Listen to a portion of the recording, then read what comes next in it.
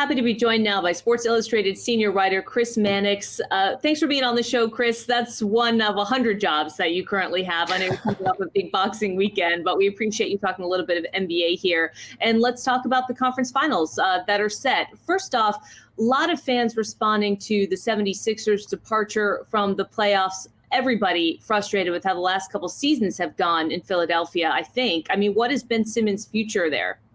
Yeah, it's very much up in the air at this point. Ben Simmons and Joel Embiid, this partnership has been going on 4 seasons now. They have never advanced past the conference semifinals. And as opposed to previous years where you could kind of find reasons to keep Ben Simmons and Joel Embiid together, it doesn't feel like that's the case anymore. I mean, 2 years ago, when the Sixers lost in Toronto at a last-second buzzer beater from Kawhi Leonard in Game 7, you could have said, well, if that shot falls off, maybe we win the game, maybe we win the championship that year. Let's keep this group together.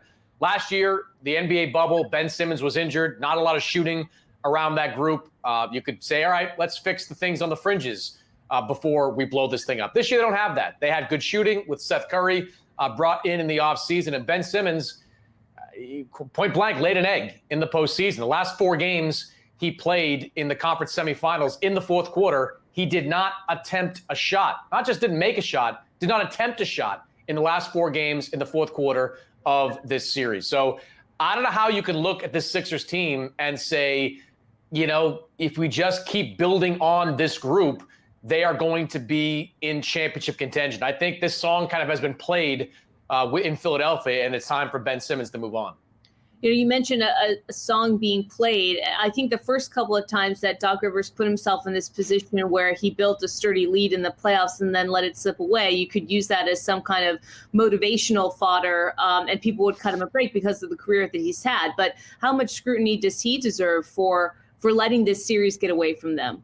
Yeah, he deserves a lot. I mean, look, Doc has won a championship in his time in Boston, but his last 2 teams, he's come up short in the postseason. The Clippers, they blew a 3-1 lead several years ago in the postseason, never advanced to a conference finals. And now in Philadelphia, where you have home court advantage, they lose the last 2 games of this series at home.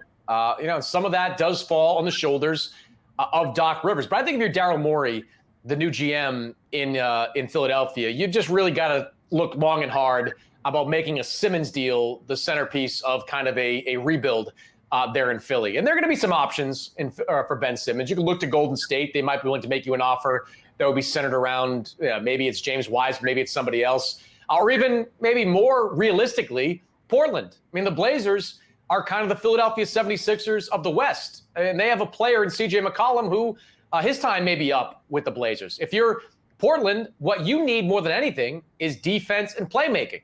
That's what Ben Simmons does. If you're Philadelphia, what you need as much as anything is scoring and somebody to play a lead guard position. That's CJ McCollum. So in a weird way, the Blazers and Sixers might be kind of lined up to make a deal that would involve 2 of their better players. A lot of emphasis on Trae Young's performance in the last game of this series. Comes out really, really cold, 1 for 12. Missed 17 of 18 shots or whatever the stats are, but then was able to kind of respond a little bit in the second half of this game. But what impressed you most about the way that he was able to still contribute when he was struggling offensively? Look, he stuck with it. And despite being shooting so poorly deep into the fourth quarter, it didn't look like he lost any confidence whatsoever. And they needed him. I mean, they were picked up in that game by the play of Kevin Huerter, by the play of John Collins, among others, but they needed Trae Young when, the game tightened to be their all-star, and he was, for that team. And look, that's hard for a guy just in his 3rd NBA season to be someone who can step up and make big shots against a defensive-minded team like Philadelphia. What we've learned about Trae Young in this postseason is he is ice cold and unafraid of the pressure. When you think about it, he's played in 2 of the most challenging environments in the NBA. Went into New York and won a Game 7 there. Now he goes into Philadelphia and wins a Game 7 there. I mean, this really is a strong playoff debut for Trae Young. And also has welcomed that environment, has goaded it to a certain extent. I mean, really kind of mixing it up with Knicks fans a little bit and doing his signature kind of ice cold shake. I mean, how unusual is that for a young player like this to not only just be able to execute and perform under these pressure-filled scenarios, but also to say, hey, bring it on? It just shows he's got a lot of moxie and that he does thrive in these types of moments. We don't always know with a young player. Some guys are a bit afraid of the moment. Trae Young clearly is not. And it's got to be good for Trae Young and for Atlanta fans to see Trae play at this level in this postseason. I mean, Trae Young is forever going to be connected to Luka Doncic. That's just the way it goes. The two were traded for each other on draft night. They're always going to have their careers stacked up against each other. And while Trae may never be the MVP level player that Luka Doncic seems to be on the path to being, he's certainly proven he can be an excellent player. And as we've seen these first two rounds, a big time postseason player. You and I have discussed previously that one of the biggest storylines of the NBA playoffs has been the significant number of injuries to stars, key players across the board. And that's had its effect, certainly when you look at the teams who were remaining in the semifinals and now remain here. But over this last round of the playoffs, which star player that was healthy or somewhat healthy impressed you the most?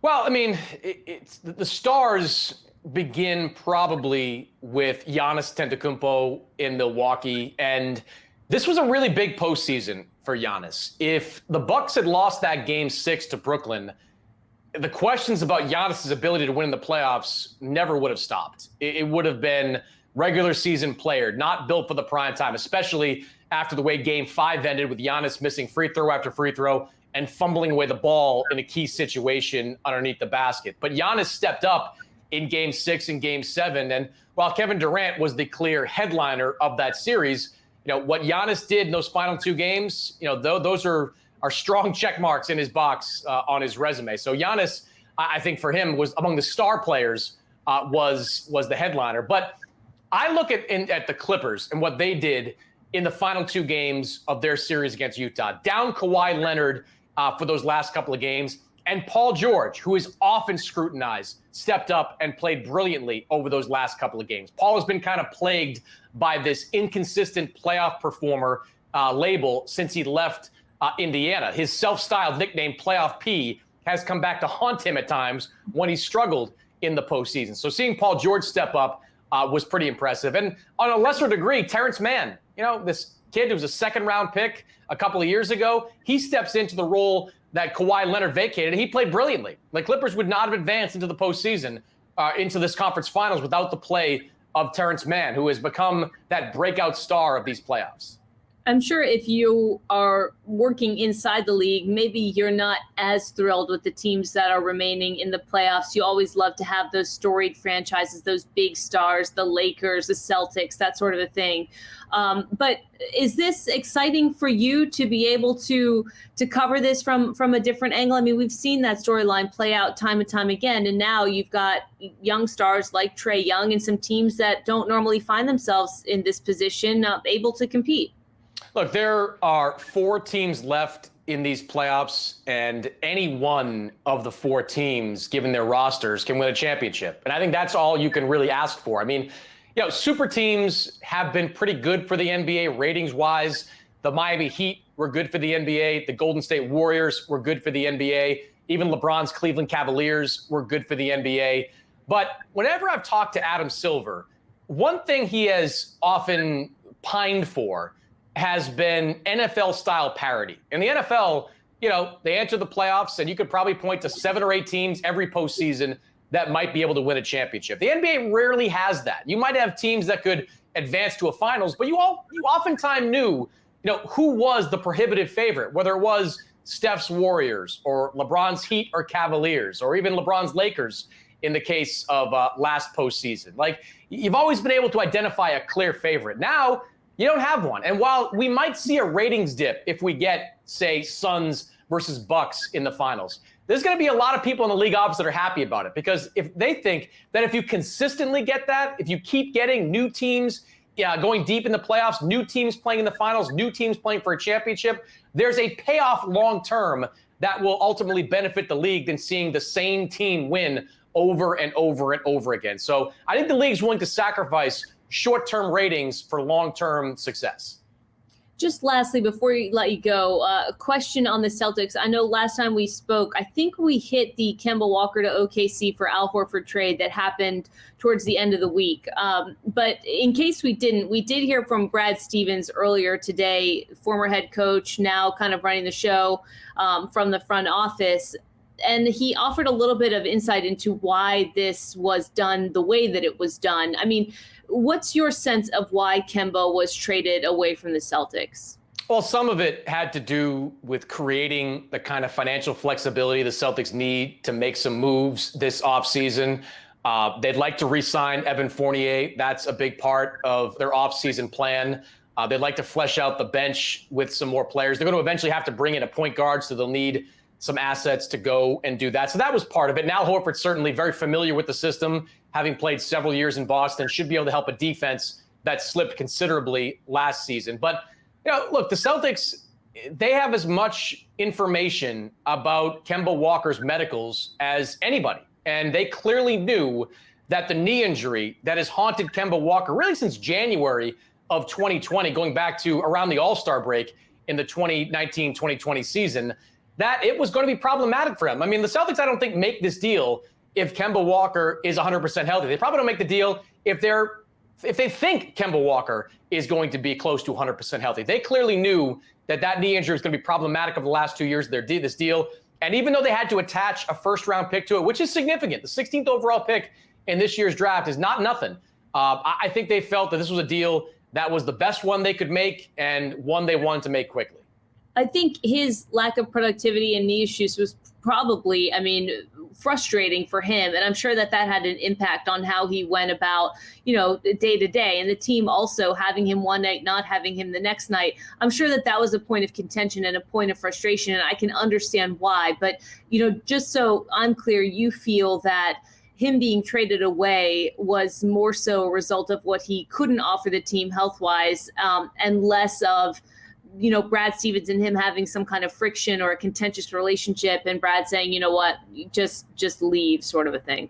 No, I don't think the relationship between Kemba Walker and Brad Stevens was all that strained. In fact, I've been told that Brad Stevens actually was vocal against trading Kemba Walker dating back to last fall, the offseason after the bubble lengthened season, because he didn't believe it was a good look for the Celtics to sign a guy to a 4-year max contract and then trade him after one season. So I think the relationship between Brad and Kemba was okay. The overall relationship between Kemba and the Celtics, I think, had soured in part because Danny Ainge was looking to deal him, and Kemba Walker knew that Danny Ainge was looking to deal him. So it might not have been, reconcilable regardless. But we've seen players and organizations have contentious relationship. LeBron hated his owner for several years while he was in Cleveland. I just think it came down to Boston believing that Kemba was not going to be the all-star level player they believed he was. They knew he was when they signed him 2 years ago. And because of that, they made the best deal they could and cut ties. All right. Chris Mannix, senior writer, Sports Illustrated, host of many podcasts, many things to check out on SI.com. Thanks so much for being with us. You got it.